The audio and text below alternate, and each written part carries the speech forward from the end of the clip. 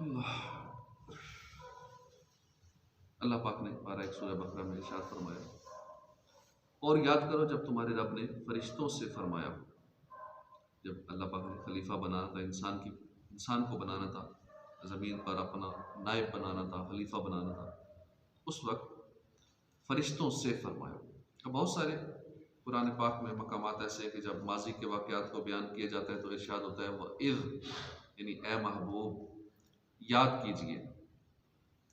بعض جگہ ارشاد فرما علم تارا، جیسے علم تارا کیفا، علم تارا یعنی آپ نے کیا نہ دیکھا، آپ نے وہ نہیں دیکھا۔ بندہ کسی کو بات کہتا ہے نا کہ اگر وہ چیز اسے پتا ہو کہ ان کو یہ واقعہ پتا ہے، اسے یاد دلاتا ہے وہ آپ نے دیکھا نہیں تھا، وہ جو فلاں معاملہ ہوا تھا، فلاں واقعہ ہوا تھا۔ تو وَإِذْ اس سے بھی اپنے محبوب کو اللہ پاک فرماتے ہیں یاد کیجئے، اب ریپیٹ کروایا جا رہا ہے وہ بات، وہ یاد کیجئے وہ جو معاملہ ہوا تھا جو آپ کو پتا ہے۔ وَإِذْ بھی استعمال ہوا، اور علم تارا، اے محبوب آپ نے دیکھا نہیں وہ والا۔ ہر ذی شعور معمولی عقل رکھنے والا بھی یہ سمجھ سکتا ہے کہ جب سامنے والا واقع کو جانتا ہو پہلے سے اور اس نے اپنی آنکھوں سے دیکھا ہو وہ واقعہ، اس وقت کہتے ہیں کہ فلاں واقعہ یاد کرو، وہ واقعہ جو تم نے دیکھا تھا۔ علم تارا وَإِذْ، کئی جگہ پہ قرآن میں نا ہم یہ لفظ سنتے رہتے ہیں وَإِذْ علم تارا علم تارا علم تارا الی الذین علم تارا کیفا۔ اب اس میں غور فرمائیے کہ ہمارے آقا کی بڑی شان ہے اس کے اندر۔ اب وہ واقعہ کب ہوا؟ صدیوں پہلے ہوا، اس وقت ہوا جب آدم علیہ السلام پیدا بھی نہیں ہوئے۔ ابھی اللہ پاک فرشتوں سے مشورہ فرما رہا ہے کہ میں ایک نائب بنانے والا ہوں، زمین پر اپنا نائب بھیجنا ہے، خلیفہ بنانا ہے۔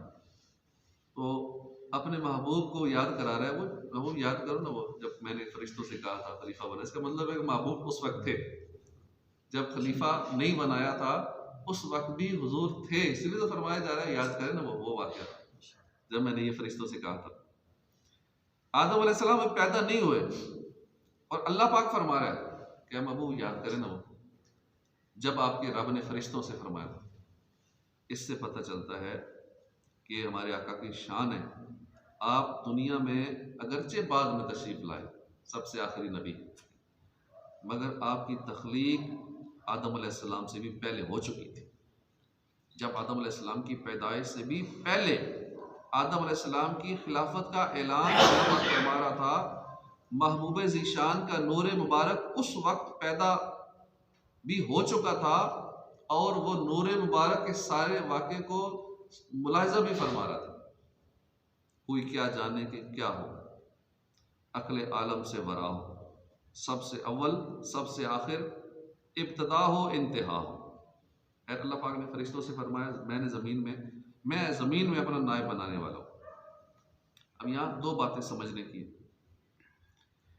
ایک تو یہ کہ فرشتوں کے سامنے آدم علیہ السلام کی پیدائش اور زمین میں خلیفہ ہونے کا پیشگی اظہار کیوں کیا گیا، اس میں کیا حکمت تھی، یہ بھی انشاءاللہ سنیں گے ہم۔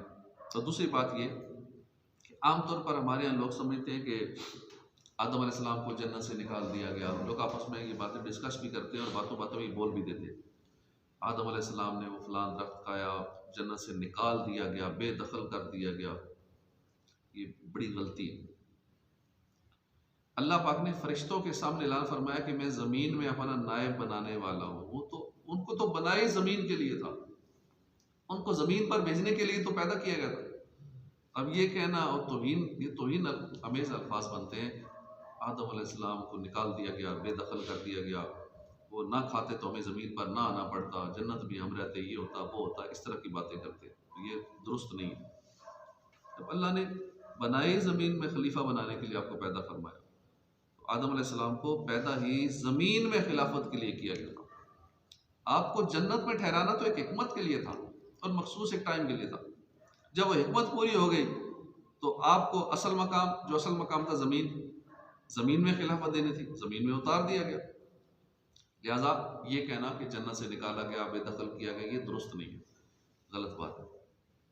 یہ بات ہمیشہ یاد رکھیے، آدم علیہ السلام اللہ کے نبی ہیں، سارے انسانوں کے والد محترم ہیں۔ عام طور پر آپ کے بارے میں نازیبا باتیں لوگ کر دیتے ہیں، جنتی درخت کیوں کھایا، ایسا نہیں کرنا چاہیے تھا. اللہ کے نبی پہ اعتراض کر رہے ہیں. بھائی ہم زیادہ جانتے ہیں کہ وہ یہ کیا کرنا چاہیے تھا کیا نہیں کرنا چاہیے. آپ نے گناہ کیا، یہ باتیں بھی نا کہ آدم علیہ السلام نے گناہ کیا، اللہ کی نافرمانی کر دی تو نکال دیا، یہ ساری باتیں لوگ بول رہے ہو، بس اس کی وجہ سے ہم زمین پر ہمیں آنا پڑا وغیرہ وغیرہ، بہت ساری باتیں ہوتی ہیں. ایک نبی کے بارے میں ایسی باتیں کرنا بہت سخت ہے. بعض صورتوں میں تو یہ باتیں کفر تک لے جاتی ہیں کسی بھی نبی کی توہین کرنا. اس لیے ہمیں بڑی احتیاط کرنی چاہیے بولتے ہوئے. اللہ پاک ہمیں ادب کی توفیق عطا فرمائے. جب فرشتوں کے سامنے آدم علیہ السلام کی خلافت کا اعلان فرمایا تو پھر کیا ہوا؟ انہوں نے عرض کیا، فرشتوں نے آگے سے جواب دیا، کیا تو زمین میں اسے نائب بنائے گا جو اس میں فساد پھیلائے گا، خون بہائے گا؟ حالانکہ ہم تیری حمد کرتے ہیں، ہم تیری تسبیح کرتے ہیں، تیری پاکی بیان کرتے ہیں. فرشتوں نے یہ قیاس کیا تھا، یا پھر لوہے محفوظ پر انہوں نے لکھا ہوا دیکھ لیا ہوگا، جان گئے تھے کہ انسان زمین پر خون ریزیاں کرے گا، فساد پھیلائیں گے، اس لیے انہوں نے حکمت پوچھنے کے لیے بات کہی. اس کے جواب میں اللہ پاک نے فرمایا کہ بے شک میں وہ جانتا ہوں جو تم نہیں جانتے. یہ ایک مختصر سا شارٹ جواب تھا جو اللہ پاک نے فرشتوں کو دیا.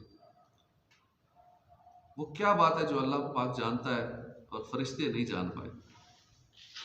اس کا بھی پوری تفصیلی بیان ہے، انشاءاللہ سنیں گے ہم کہ اللہ کیا جانتا ہے اور فرشتے وہ بات نہیں جانتے ہمارے بارے میں کہ جو ہمیں زمین پر بھیجا گیا، نائب بنایا گیا. اس آیت کریمہ کے اندر کافی باتیں سیکھنے کی. ہر آیت کے اندر نا بہت سارے سبق ہوتے ہیں، بہت ساری باتیں سیکھنے کی ہوتی ہیں. ایک اہم بات جو اس کا ایک مرکزی مضمون بھی ہے وہ یہ کہ اللہ نے انسان کو خلیفہ بنایا ہے. ابھی انسان کی تخلیق بھی نہیں ہوئی تھی، اس سے بھی پہلے انسان کا جو بیسک تعارف کروایا گیا وہ یہ تھا کہ خلیفہ بنانے والا، اپنا نائب بنانے والا، زمین میں اپنا نائب بنانے والا. صحابی رسول ہے سلطان المفسرین عبداللہ بن عباس، جتنے مفسرین ہیں نا سب کے سلطان، بڑے مفسرین. آپ فرماتے ہیں کہ آدم علیہ السلام ذالک الخلیفۃ ہوا آدم ومن قام مقامہ، یعنی آدم علیہ السلام ہیں اور جو بھی ان کے قائم مقام، یعنی آدم علیہ السلام کا نائب ہونے کی جو اہلیت رکھتا وہ بھی زمین میں اللہ کا خلیفہ ہے. آدم علیہ السلام بھی اللہ کے خلیفہ ہیں اور آگے جو ان کی اولاد میں سے جو اہل و اہلیت رکھتا وہ بھی خلیفہ ہے. اور سب سے بڑے خلیفہ زمین میں کون ہے؟ ہمارے آقا صلی اللہ علیہ وآلہ وسلم، امام الانبیاء. اعلیٰ حضرت لکھتے ہیں نا کہ اس کے نائب ان کے صاحب حق سے خلق ملاتے یہ ہیں، قادر کل کے نائب اکبر کن کا رنگ دکھاتے یہ ہیں. یعنی پیارے آقا اللہ کے خلیفہ مخلوق کے آقا ہے. آپ مخلوق کو رب سے ملانے کے لیے تشریف لائے ہیں. اللہ پاک قادر کل ہے، یعنی ہر چیز پر قادر ہے، اور آپ اس کے خلیفہ اعظم ہیں، نائب اکبر ہیں. یہ اللہ پاک کی شان ہے کہ کن ہو جا فرماتا ہے تو ہو جاتا ہے، جو وہ چاہتا ہے ہو جاتا ہے. تو اللہ پاک نے اپنے نائب اکبر کو بھی یہی شان عطا فرمائی ہے کہ حضور کی زبان سے کن نکل جائے نا، آپ کی زبان کو کن کی کنجی کہا جاتا ہے. وہ زبان جس کو کن سب کن کی کنجی کہیں، اس کی نافذ حکومت میں لاکھوں سلام، تو وہ بھی زبان کن والی ہے. وہ کن کہتے ہیں تو ہو جاتا ہے، جو زبان سے نکلتا ہے وہ ہو جاتا ہے. تمہارے منہ سے جو بات تمہارے منہ سے جو نکلی وہ بات ہو کے رہی. جو دن کو کہہ دیا شب تو رات ہو کے رہی. اللہ پاک ہمیں حضور کی سچی محبت نصیب فرمائے. انشاءاللہ اس کی تفصیل بھی مزید سنتے رہیں. آمین بجاہ نبی الامین صلی اللہ تعالی علیہ وآلہ وسلم.